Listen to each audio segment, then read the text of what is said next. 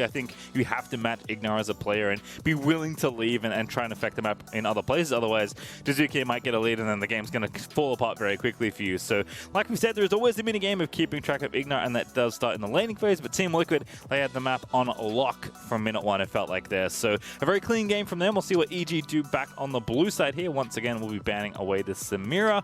Pantheon continuing to get basically perma-banned throughout the whole tournament.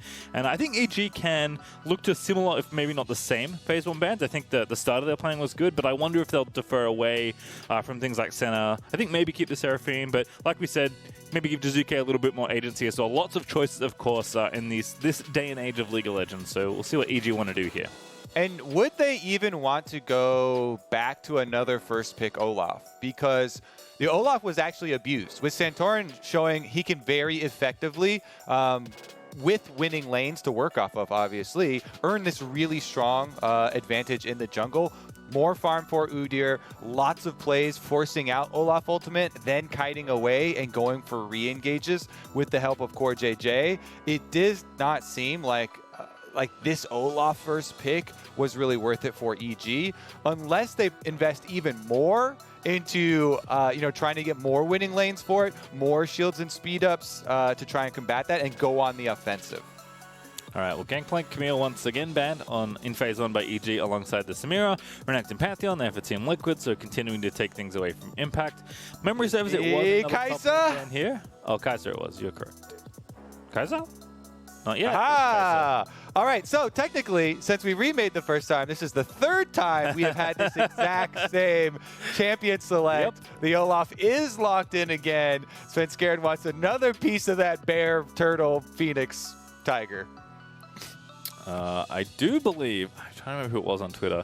Someone said they'll buy a Team Liquid jersey if Alfari picks Nasus. So I think that's why. Ah, yeah, showing off the Nasus. Good shout out, good shout out. I don't think you're gonna get a purchase with just a hover. Yeah. No, definitely not. He has to lock it in, of course. But it's going to be Udyr first and foremost. There's still plenty of time to pick up Nasus if that is indeed where Alfari wants to go. But I mean, I wouldn't walk away from this champion if I'm Santorin. In general, this seems like maybe the best first pick jungler right now. So it is interesting to see Olaf being traded back and forth. But I think they are both very powerful. I think though Santorin, like you said, can be more than happy to revisit this given how his first game went.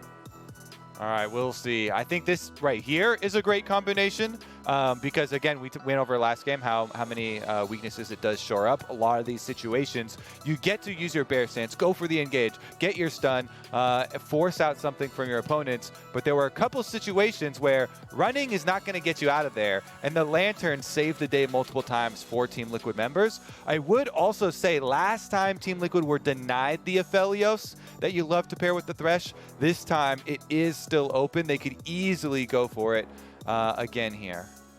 Is that EG trusting in their preparation though here? So are going to take Nile once again. We'll see if Seraphine also pops up or if there's something else that EG want to take. Maybe definitely wants to play a different AD, so you pick up a marksman here and that changes the texture of your bottom lane. Maybe they have an entirely different idea about what bot lane they want to play, so that would obviously change Seraphine as well. But Ignar did have some great ults. I think the looks that we did see from EG that looked good in the 5v5 were off of the back of good Seraphine engages. But I do think Alistar can also do pretty similar things. Another very potent champion there for Ignar. Yeah, I was going to say an engage support would be really good lock-in here, so that then you don't get, double bans in phase 2. The Rel gets banned out, the Alistar gets banned out if you don't pick one up here. And can we get it this time? What I was looking for last time, Aphelios Thresh here, baby.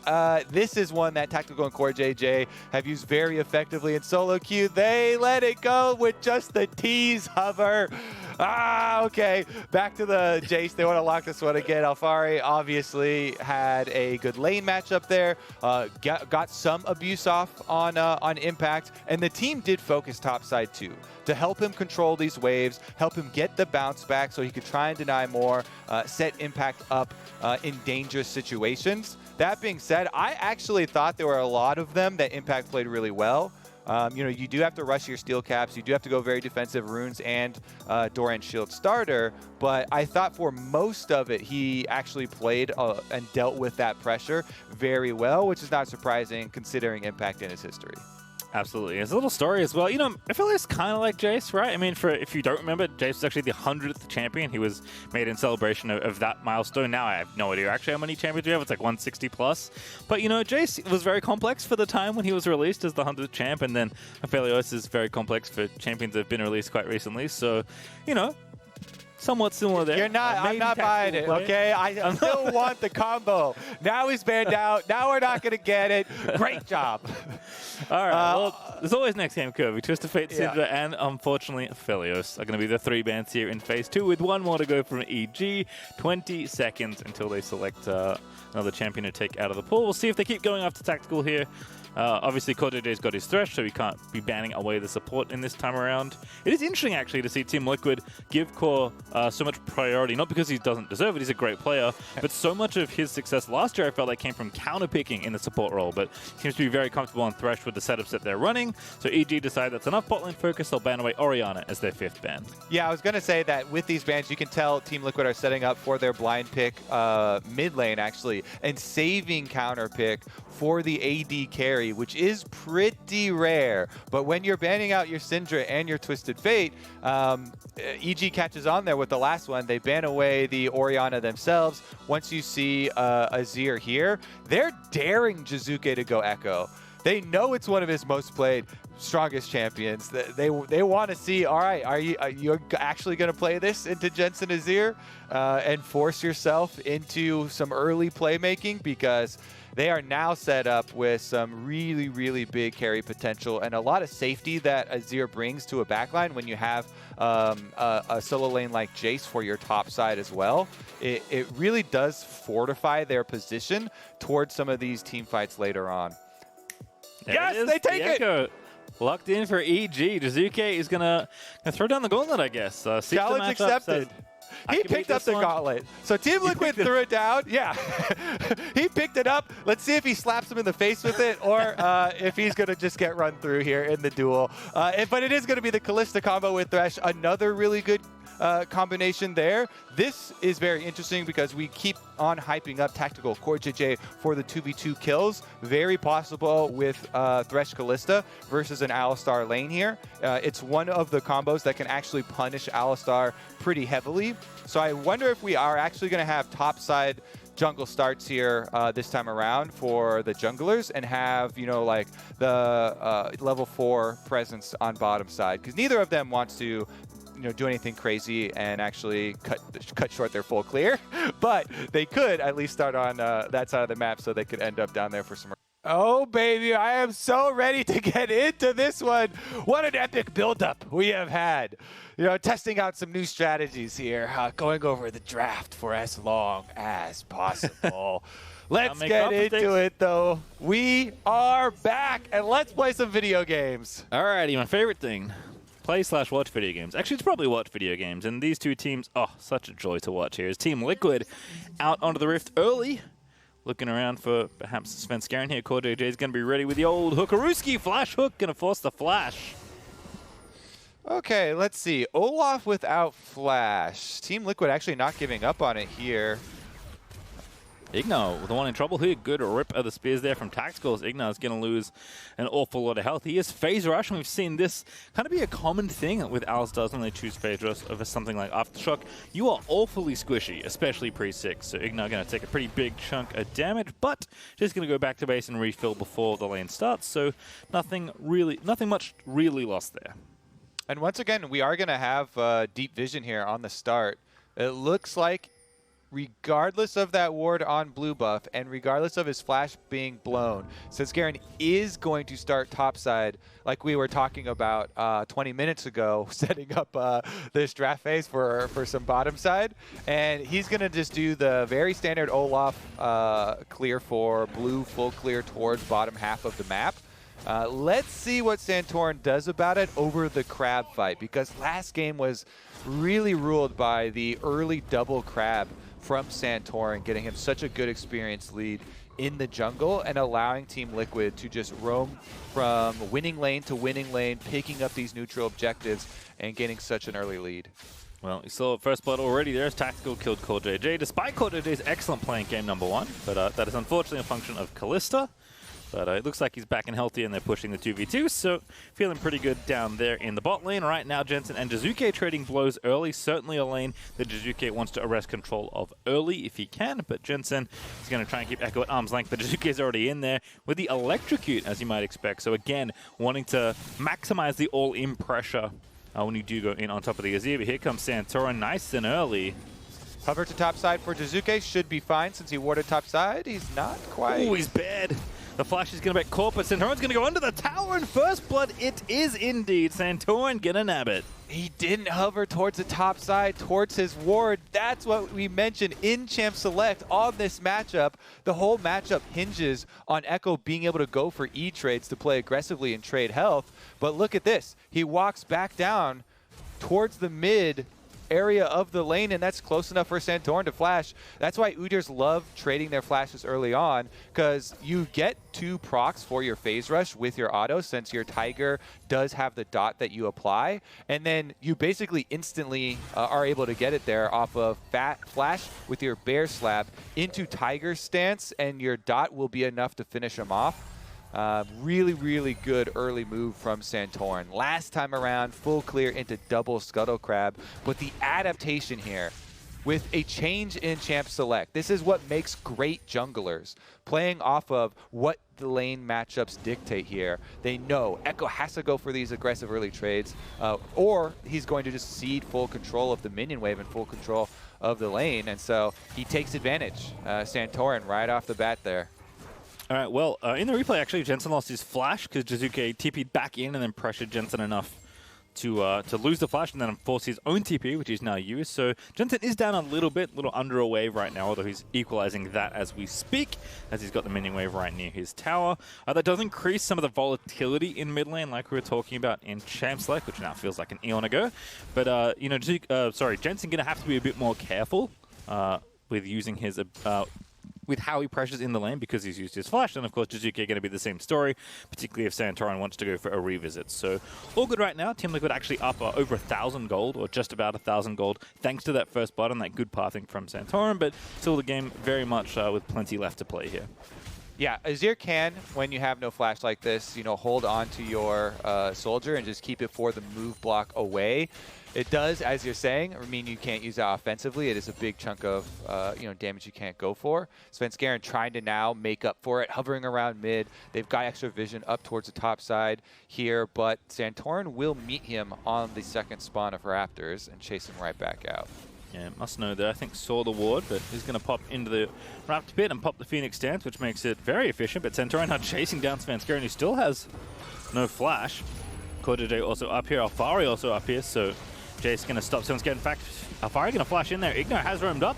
That's going to move him away, but Ignar with the flash Q is going to get 2 there. Now Alfari now nice and low with Jizuke. He's going to finish it off as Impact TP's in to try and scoop onto Kodajay. He goes. Definitely comical messages popping up. Those are just leftover, though, from the previous circumstances. It's really just funny how the timing works out. Alfari flashing in. Let's get this jungler with no flash. But EG has reinforcements. Ignar on the roam. Alistar there to save the day. Turns it around for EG, getting them some much-needed gold, getting them some much-needed control back of the map. As you mentioned, Pace 2 times, Svenskeren, he's got to bail on this because he was doing that with still a long flash timer. Now, though, Ignar, once he gets there, he's able to flash in with the Q, knock up. Jizuke gets the kill as well. So this really has ramifications for the rest of the game. Echo getting that kill does so much after the disaster that happened early with the Udyr gank. Now he gets to fund his Sorcerer Shoes, which you then get to roam around to your side lanes, keep up your pressure, threaten these dives. You can use your ultimate to snap back after going very aggressive for dives. So it's one of the things here now with the extra move speed from your Sorcerer Shoes plus the magic penetration. Jizuke's got a lot more options, and EG still in it. You see Alfari, they're getting nice and aggressive in the one-on-one as Svenskeren looks to take the first Drake of the game this time around. Does have enough space to do so, so much like Udyr, Olaf also very good at soloing these Drakes, but he's going to get some help from definitely an Ignar. More as coverage than anything else, but EG this time will be the first ones to claim a dragon in game number 2. Santorin still clearing, but not nearly the same lead he had before. Does have those early steel caps, which will protect him in any sort of engagement. And as you mentioned, the shoes there for Jizuke, not something we actually see all that often, but I think with how aggressive he wants to be playing here, certainly a good choice there for the Sorks, despite how good Ionian boots are on a wide array of champions, and how good Merc trades can be on someone like Echo. Jizuke knows his plan. He just wants to get aggressive as often as possible. And look what he did there. He just took his minion wave timing of 30 seconds after pushing with your level 4 Q up to place 2 control wards. So he first cleared out this route. This is the second time he's making this hover up towards top side. He first invested in this ward behind the red buff control ward that he's sitting on now. Since he didn't find a control ward on the first pass, he goes back, clears out one more minion wave. That gives you a hall pass to give 30 more seconds to make another roam attempt. But since they have Alphari backing off, heads right back mid. Good chunk here onto Jensen and continues to threaten these all-ins. Yeah, that stun just barely hit Jensen in the parallel convergence, but luckily for Jensen, he was far enough away that there was no bigger all-in incoming from either Jizuke. They want to fight it. Look at this rotation. They've got Tactical heading here a little bit quicker than Deftly. Deftly is Jin though, so he could open up with ult. Good spot. The sweeper actually, I believe, found Ignar, and he's so chunked already. Now Tactical's going to flash in. He's going to get the kill as Team Liquid. Going to pop the Fate's Call and keep going. Ragnarok has been used. Santorin low does get rooted by Deftly, who's going to start shooting. The Lantern is there. Santorin's going to go, but he has to find a safe way out. Impact flashes in towards him, but he gets stunned and hooked, and that's Santorin going to be cleaning up the kill. Now the rest of TL going to fight the remaining members of Evil Geniuses, but there's no follow-up just yet. But CoreJJ always on the hunt for another play. The Flay is going to be good. Spenskaran is going to get healed up by Deftly, but Tactical's going to rip out the spears and grab the next one. As now Tactical is the one in trouble, but CoreJJ just keeps going. Another kill comes in as Jizuke does Chrono Shift out of there. Tactical does die as Core's now going to finally have to run away from the engagement, which hasn't felt like something he's needed to do all series long. And a good play is not enough to protect him, unfortunately, as Deftly is going to put the final shot in. Ignar doesn't want to steal it, and Deftly will indeed grab the kill. What a chrono shift there from Jizuke to stay alive. It was one more hit to going down. He stays upright here. Just enough mana, just enough health to be able to survive it. EG, though, just bleeding money now to Team Liquid. So much gold given over, and they haven't even used that Rift Herald. I don't believe they were able to pick up the eyeball afterwards for EG. Ignar, though, is the target. As I mentioned, on the mini-map, you can see Tactical heading over first with the rotation. Santorin taken down low, takes the Lantern to avoid the ultimate shots here from Deftly, gets out of range of that, but into range of Impact, then immediately flash and is just there for the stun. They say no more follow-up. CoreJJ will make follow-up, gets the kill here for Tactical. Then Jizuke goes all in on him, stays there for a last bit of damage, and just is able to get off his ultimate to snap right back. And knowing that Ignar is going to be able to follow up here on CoreJJ, easy Jin snare on the knocked up target. Ignar lets him have it, doesn't steal it away with the extra auto there. And EG getting some money back for themselves, but still trying to dig themselves out of that early game hole. Yeah, really fun exchange. Team Liquid still up about 1,400 gold though. Santorin actually topping the charts right now, which has to feel good as UD. 201, they're going to contribute plenty of extra money in his hands. Tactical and CoreJJ also enjoying the swap that has happened briefly here, as they're going to get some plates here in the 2v1, as Paul Impact is just going to have to play back towards his tier 2 tower, but will be swapped back soon, although a ton of plates going to be collected as Tactical should be able to get yet another one alongside his support. And Jensen continuing to be beaten up here by Jizuke in mid lane, who does have the Hextech Alternator now finished building up towards the Rocket Belt, so lots more trading power here for the Echo, despite Jensen being ahead in CS.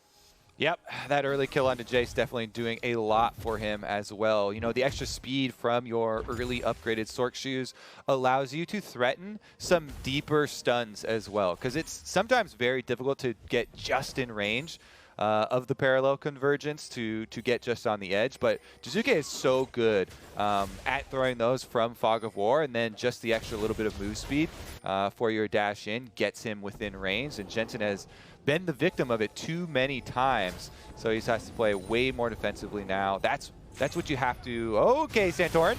face check. Despite the turbo chem tank, he's going to have to take the lantern out. Does get away. Good play as well to keep Igno out of the show, but Santorin is going to be felled as Jizuke goes over the wall with the blast gun, and Corday low as well. No one's going to escape as 2 kills will go into the hands of EG. And you better not give him this echo again. The gauntlet was thrown in Champ Select. Jizuke is all over the map. He loves making plays, roaming around for his team. Okay, minimap, you see Azir heading up. Jensen trying to do something, but he walks right past the previous ward that was laid for the Rift Herald, so he's not going to get anything back. And Jizuke actually even chases him away from the mid lane.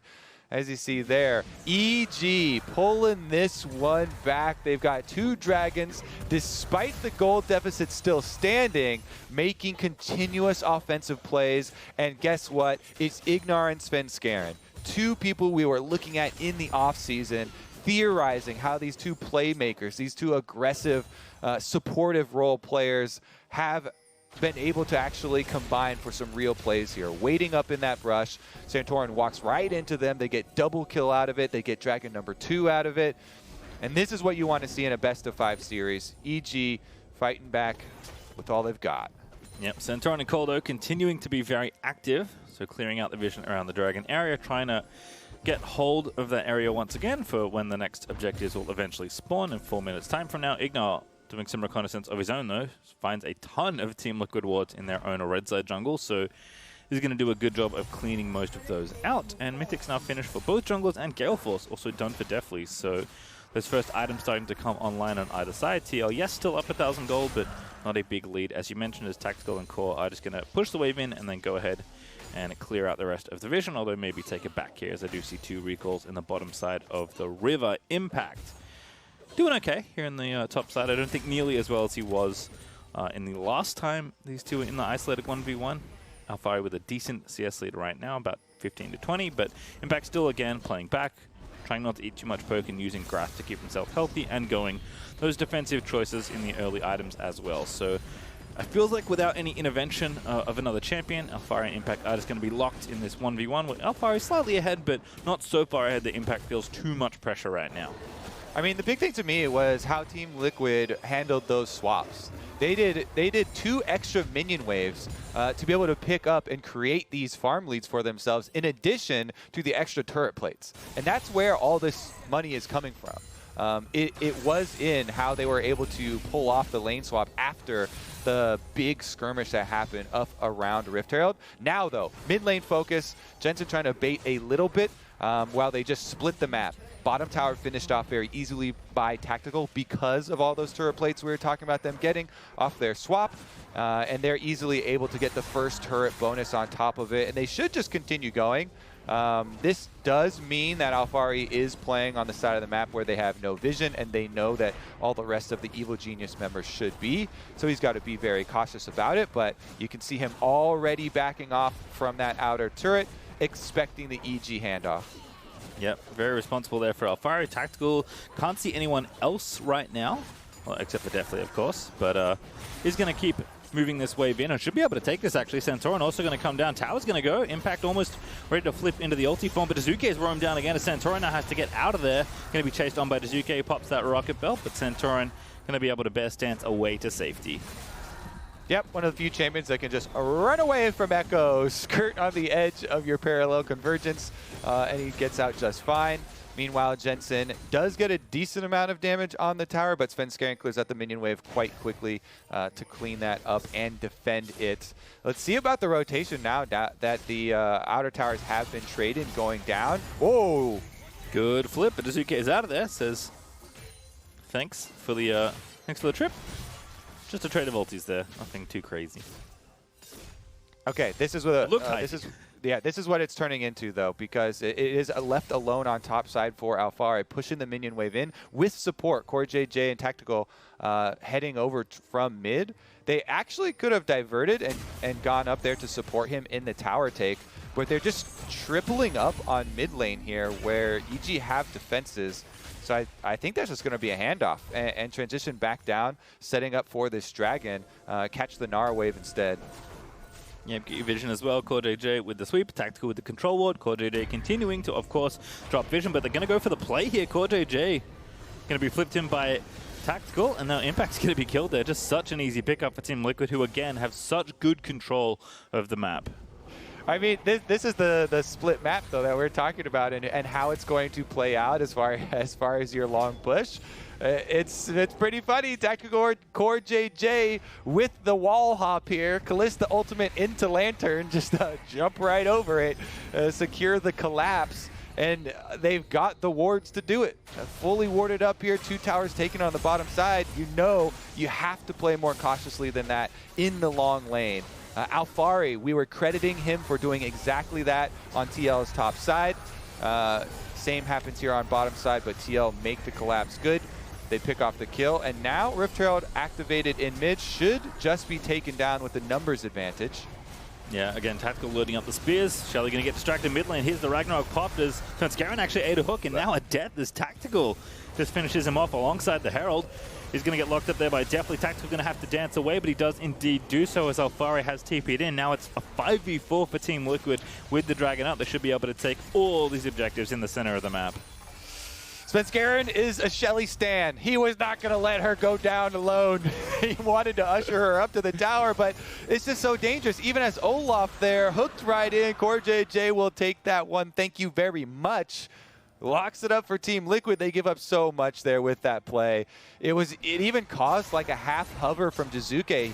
He pulled off of the turret to start coming down towards mid before they completely lost out on the play with Olaf dying there, and that is going to be 3 things going right out the window for EG. Dragon stacking stopped, mid lane control lost, doesn't get the extra pressure on top side either. And I mean, Jizuki's trying. He's going to be split pushing here on the Echo. Very potent champion in any sort of side lane. So he's going to try and get some leverage there, but Alfari not really too worried, and like you said, has been playing very well on the weak side. Team Liquid have stopped the flow of dragons here on the EG side, so they've taken one for themselves, which delays the soul, much like happened in reverse in game number 1. And it does just feel like, again, that same Team Liquid thing where party time build up into an avalanche as Jizuke going to be picked up by Core, into the ulti, almost straight into the waiting arms with the play, but the hook connects, of course it does. It's Core JJ, he don't miss as Jizuke is going to get slain by Alfari. Yep, you can see that rotation on the minimap coming 30 seconds ahead of time. Looks like Svenskeren wants to make good on it, though. Ignar here as well. How do you get out of this one? Core JJ going to have to Houdini his way out, but Santorin's fighting Ignar. Definitely is here and is going to put a stop to the Core JJ great escape, but Santorin still dancing around the skill shots. Maybe thinking about contesting for this blue buff because Alfari's here and he's pretty strong. Ignar does have ulti. The blue buff is going to be kept safe here by Svenskeren, who will pick it up, but TL still happy to take the trade. I mean, Houdini did end up dying in a magic trick That's as well, true. so a bit fitting there for Core JJ. Can't quite pull that one off, and they do get a vengeance kill for Jizuke's valiant death up on the top side, unable to dodge out on Core JJ's death sentence, but Svenskeren chases him down. Still, it is going to be difficult now from this position for EG to regain control of the map. They really need, another really big play here. I think Jizuke on the Echo has been so good for them, but it's going to have to come up with some more magic of his own. Does use his ultimate here to try and escape, snap back to Core JJ, but then he's within range of the death sentence, and Core JJ reads him. No dodge there. Means that one goes down. Svenskeren, as you know, answers it. And you can see the collapse is happening too in these rotations a little bit ahead of time. That's why these wards that we're pointing out through the jungle that TL have gotten with their early advantage on towers. All outers under fire so early. And Team Liquid are taking advantage, pushing that ward line so deep. Well, Tactical's got Runan's Hurricane now, so very happy with the pace of his game and build. 3-1 and 2, 450 extra gold. His bounty if Evil Geniuses can slay the Kalista, but Tactical going to make that challenging job there with the Immortal Shield bow also done as his first item, and of course his mythic for the game. A minute 50 until the second Ocean Dragon is up. As TL have the Sun Tower in mid, just again continuing to keep control vision up. Core JJ always on the lookout for a potential play, and the top lane Adder is just so frail at this stage of the game. It doesn't feel like EG should spend too much time defending it. Can you stop it, Core JJ? Just stop. Stop hooking people. Svenskeren going to get poked out there by Jensen as Baron going to be started by TL. Number one job here for Team Liquid, keep your eyes on the initiators. Ignar must be tracked at all times. Impact must be tracked at all times. Watch out for that teleport flank. That's how EG can try and bring this one back. The Baron's just getting blown up though. No vision inside for EG. I think they're going to be too late. That thing has been left alone and Azir is wailing on it. JJ going to put the box down. They're going to have to finish the objective. Surely that's the call here as Jizuke's got a parallel convergence lined up. The Baron goes down to TL, but can they get out alive? The Lantern is going to keep Tactical safe as Santorum flashes out, and Team Liquid going to get away with the steal as Jensen not even going to be taken out. As in fact, the Ragnarok will be committed there as Ignar's found the engage onto the front line, but JJ's picked up his fence going with the Ignite. Impact finds one only with the ulti, and that's not enough. The hooks continue to rain down. Jizuke going to get locked up as well, and Team Liquid are going to win it all. 3 kills and the Baron. Thank you very much. In fact, it may be more as Alfari going to chase down Deathly, who flashes on top of the blast cone, but he's not. That's not enough to keep safe. A Tactical is cut off the pass. That's another. That's the last, and that's the Bud Light Aces. Team Liquid just collect everything. You could say that one again, Pastry Time, because this one just got blown out of the water. Team Liquid, a Bud Light Ace. Udyr doesn't even die at the end, not even close. Santorin's got the math on that tower shot, finishing off this inhibitor turret easily. I think with the respawn timers, they're going to want to play it a little safe. Yeah, don't overextend. You just made so much gold for Team Liquid. They can easily go for a reset. The door is already open on top side now. They can just reset, grab the dragon number 2, then go push on mid and bottom. Here's another look at how it started. But really, it was about the lead up. It was about those 15 seconds, basically. Team Liquid just wailing on the Baron with their Azir without any vision from EG, and they come to check it a little late. Smite goes in the favor of Team Liquid. That was just a nasty engage right there. Santorin, as the Udyr walks up, he's very willing to take that Gnar ultimate. That's the only thing the entire team was worried about. That's why they were kiting back. So now we just continue the bloodshed. Can't outrun the Udyr. Oh, maybe you can. In fact, maybe Impact's just a better target. Alfari going to lock him down as Santorin moves in for the bear stance kill, and Jensen the one to claim the last hit. But a team effort really as Team Liquid get yet another kill. Their 13th of this game as they're looking to just smash down the bottom half of the map here. This bottom lane hit the tower is not long for the world, Kobe. Look at Jizuke up there on the mini map trying to split push his little heart out. A good attempt, but there's no way they're going to get anything done. Yeah, he's trying to push it with all he's got, but Team Liquid have Baron buff inside the base, and they're not going to stop. Not at all. In fact, they're just going to keep going here. It's a 4v3 right now for EG. Ignar starting off the initiation, but JJ just going to make him pay for that one. I don't even think with the ulti he can really survive. His Tactical's got the rend. Yes, he does.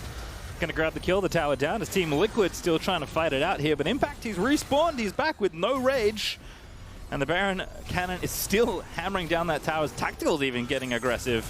Now going to get the parallel convergence happening. That was perhaps a step too far. The shutdown happens for Deathly, but I don't know if they've got enough. Oh my goodness, that Gore Drinker. Spence Garen stays alive for so much longer, but still not enough to actually do anything else. As Impact's going to get thrown back by the Emperor's Divide, and Team Liquid is just going to keep collecting kills. EG, they have thrown themselves at the enemy in an attempt to keep the Nexus alive, but Kobe, I've got bad news. I don't think it's going to work as this TP looks so bold. Jizuke, with a flank of a lifetime, is trying to keep his Nexus alive. Ignar. Team Liquid, they've opened it up. Definitely's getting poked. Someone's got to do something here. That Hex Flash isn't it.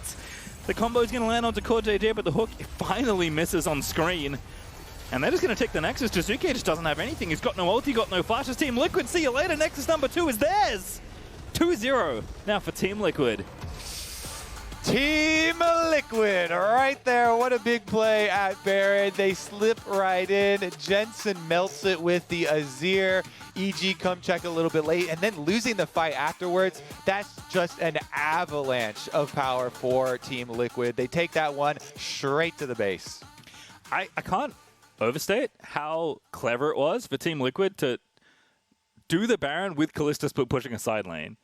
Because in the minds of EG, they're like, there's no way they're on Baron. It's 20 minutes. It's just spawn. Kalista's pushing lane. It's fine. They're probably resetting. Like, all the little choices that Team Liquid made to get to that point in the game, that Baron take, just so bold, so confident, was the cherry on top for me. Because, again, like, Kalista's the thing that I think of when I think, oh, a super fast early Baron. And Tactical's just busy split pushing away, distracting them.